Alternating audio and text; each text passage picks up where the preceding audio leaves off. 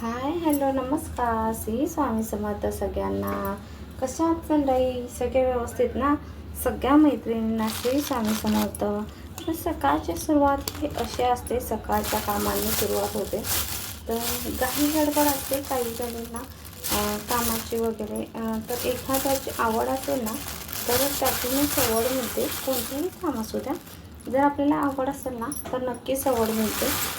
मग ते आपल्या आयुष्यातील महत्त्वाचं असो किंवा नसो, तर ते काम आपण मनात घेतलं ना तर व्यवस्थित होतं. आणि सिरियसली एखादं देवाचं काम करायचं असेल किंवा आपल्या मर्जीचं एखादं व्यवस्थित काम करायचं असेल ना, तर देवाला फक्त हाक द्या, देव तुमचं आपोआप व्यवस्थित काम करून देतं. हे माझं तरी म्हणणं आहे. तर तुम्ही तुमच्या हिशोबाने जाऊ शकता. कारण हे आहे गुरुवारचं माझं सकाळचं रुटीन.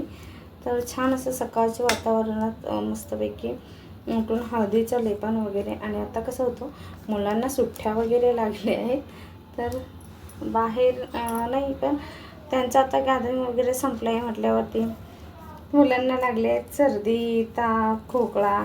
तर आता थंडीमध्ये तरी खूप त्रास मुलांना होतच असतं. तर हे असं होतं माझं. त्यामुळं मी सकाळी उठून पहिलं हळदीचं लेपन वगैरे करून घेतलं. देवाची पूजा, उंबराची पूजा मी कशी करते ती दाखवली आहे. तर नक्की तुम्ही पण पहा तुम्ही कशी करता. जर काही जणी वेगळ्या पद्धतीने करत असतील तर त्यांनी ती शेअर करावी. म्हणजे कसं होतं, समजतं बाबा काय राहिलं काय नाही. तर ते समोरच्यालाही समजतं बाबा कशी करायची, काय करायचं. एखाद्या वेळेस माझं चुकलं असेल तर तेही तुम्ही सांगत जा. म्हणजे कसं होतं, एकमेकींना सांगितलं ना तर एकमेकींना माहीत पडतं. तर नक्की तुम्ही हे करून पहा. गुरुवारचं ना रेग्युलर गुरुवार असो, सोमवार असो, शुक्रवारचं एखाद्या अमावस्या पौर्णिमा ह्या वाराला ना हळदीचं लेपन आवर्जून दाराला करावं. तर खूप असं पॉझिटिव्ह वाटतं. आणि ज्यांना खूप काहींना वाटतं ना निगेटिव्ह नाही का, मनामध्ये काही थॉट्स येत असतात वेगवेगळे, तर त्यांनी हे आवर्जून करून पाहावं. आणि सांगू का, ज्यावेळी दिवशी आपल्याला गुरुवार, अमावस्या, पौर्णिमा हे दिवस असतील ना, तर पाणी घ्यायचं, पाण्यामध्ये गोमूत्र, मीठ टाकायचं, आपलं खडे मीठ असेल तरी चालेल, हळद. आणि हे जे पाण्यामध्ये आपण फरशी पुसतो ना त्या पाण्यामध्ये टाकून फरशी पुसून घ्यायची. त्यांनीही खूप पॉझिटिव्ह ती घरी येते. थांब जरा, ती घरी येते आणि खूप छान वाटतं आपल्याला काही काम करत असताना. तर हे नक्की तुम्ही ट्राय करून पहा. पण ज्या वेळेला घर पुसत असतो तेव्हा करून पहा. तर या पद्धतीने माझी झालेली आहे आता उंबराची पूजा.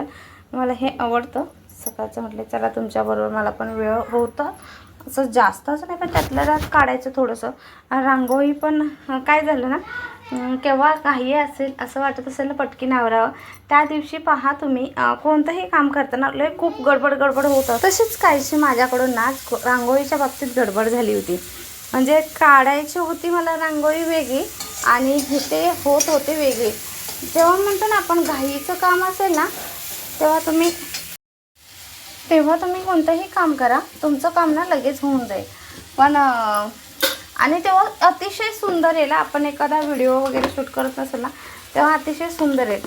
आणि तोच काम आपण एखाद्या वेळेस ना अगदी आवर्जून असं टाईम काढून करायला गेलो ना तर ते काम बिघडतं. तर असं झालं आहे का कोणाच्या बाबतीत? तर नक्की तुम्ही कमेंटमध्ये सांगा. आणि कोणी परफेक्ट नसतं की एखाद्या वेळेला हे चुकलं ते चुकलं नाही. सगळ्यांकडून चुका होत असतात, तर चुका पण शेअर कराव्या.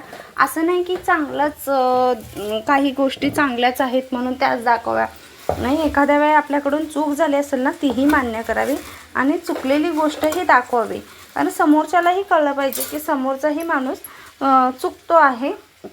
बघणारा करणारा पण चुकतो. आणि ज्यावेळी आपण एखाद्याला चुकीची गोष्ट दाखवतो ना तर त्या माणसाकडून ती गोष्ट चुकीची होऊ नये ह्या हेतूनेही आपण एखादी चुकली ना आपली गोष्ट तर ती शेअर करावी.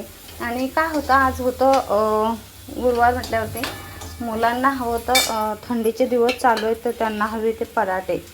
अशी माझी उंबराची पूजन वगैरे झालं आणि मस्त निवांत होते. कारण मुलं पण आरामात उठणार होते, तर मुलं म्हटले चला रांगोळी वगैरे घालते, तर शूट करते. तर रांगोळी काही माझी व्यवस्थित झाली नव्हती, मी तरी दाखवली तुम्हाला. तर अशा काही चुका होत असतात प्रत्येकीकडून, तर त्याही पहा. तर चुकले तरी पण चूक बरोबर आपल्याशी ठेवायचं, दाखवायचंही लोकांना की ह्या गोष्टी चुकतात आपल्याकडून. तर हे अशी आहे माझी रांगोळी. आणि मग दुपारच्या जेवणामध्ये, दुपारची वेळ होती, मुलं तर उशिरा उठली, त्यांचा नाश्ता वगैरे झाला, तरी पण त्यांचं म्हणणं होतं की आम्हाला आत्ता पराठा दे.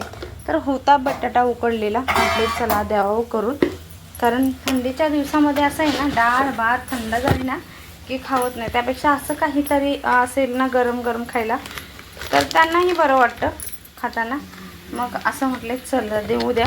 तर हे असे मी बटाट्याचे पराठे केले होते दुपारचं त्यांना जेवणासाठी. आणि आत्ता चालू आहे माझ्या इकडं स्वयंपाक, भाजी वगैरे करते आणि इकडे व्हॉइस ओव्हर करते. कारण ही पहा इथे पराठे झाले माझे बनवून, हे 2 पराठे बनवले आता दुपारच्या जेवणाला मुलांना. तर हे आहे बटर हे मी घरी बनवलेलं आहे आणि खूप छान झाले. सर्व छान झाले का बटरवरला पराठा? हो.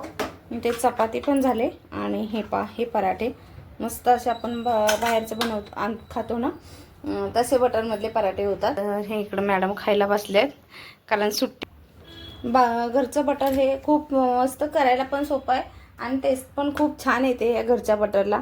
मी शक्यतो पावभाजीला पण बनवते घरी, जेव्हा वेळ असेल ना तेव्हा पटकन बनवून असं वापरलं ना तर खूप छान. तर करायला इतकं इझी आहे ना, तुम्ही जर म्हटलं ना घरी बटर कसं बनवायचं ते दाखवा, नक्की दाखवीन. तर हे बटर आहे, तर बटरमधले मी पराठे बनवले. आता हे असं बनवते, डब्यात ठेवते आणि हे पॅक पण डब्यामध्ये आपल्या फ्रीजमध्ये राहून जातं. तर पराठे चपाती सगळं झाले.